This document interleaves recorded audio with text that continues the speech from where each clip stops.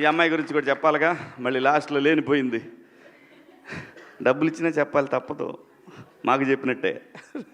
చాలా బాగుందమ్మా, చాలా బాగా చేస్తున్నావు. ముఖ్యంగా నీ డ్రెస్ సెన్స్ చాలా బాగుంది. దయచేసి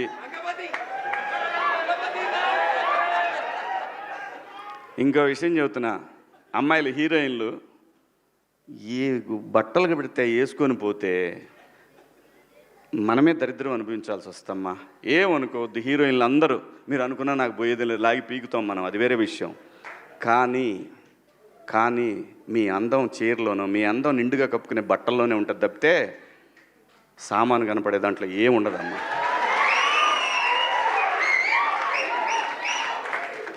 అవి వేసుకున్నంత మాత్రాన చాలామంది చూసినప్పుడు నవ్వుతూ అంటారు, కానీ దేద్రముండ ఎలాంటి బట్టలు ఎందుకు వేసుకుని, కాస్త మంచి వేసుకోవచ్చుగా, బాగుంటావు కదా అనాలనిపిస్తుంది లోపల. అనలేము. అంటే మళ్ళీ స్త్రీ స్వాతంత్రం లేదా, స్వేచ్ఛ లేదు.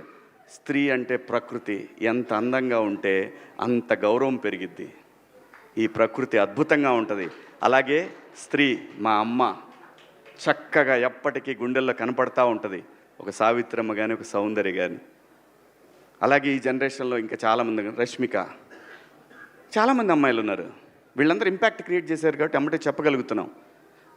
గ్లామర్ అనేది ఒక దశ వరకే ఉండాలా, ఇంతవరకు ఉంటే పర్లా, అది ఇక్కడికి రాకూడదు. నేనేవాళ్ళే కానీ చెప్పడానికి మళ్ళీ అందరు రేపు పొద్దున పెద్ద పెద్ద వాళ్ళంతా బయలుదేరతారు, మాకు స్వేచ్ఛ లేదు. స్వేచ్ఛ అనేది అదృష్టం. ఆ స్వేచ్ఛని కోల్పోవద్దు. మన గౌరవం ఎప్పుడు పెరుగుద్దంటే మన వేష భాషల నుంచే మన గౌరవం పెరిగిద్ది.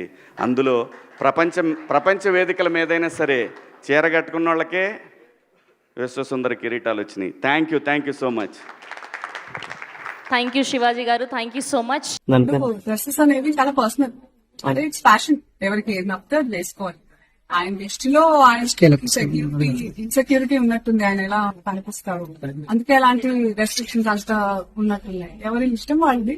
ఇప్పుడు ఆయన చెప్పినంత మాత్రాన మనందరం ఉంటామా, అది వాళ్ళకే ఉంటుంది. But I personal feel dressing అనేది ఇట్స్ సమ్వన్స్ పర్సనల్. తిండి, బట్ట, ఇవన్నీ మనకు నచ్చినట్టే ఉండాలి కదా. మన కంఫర్ట్, మన ఇష్టం.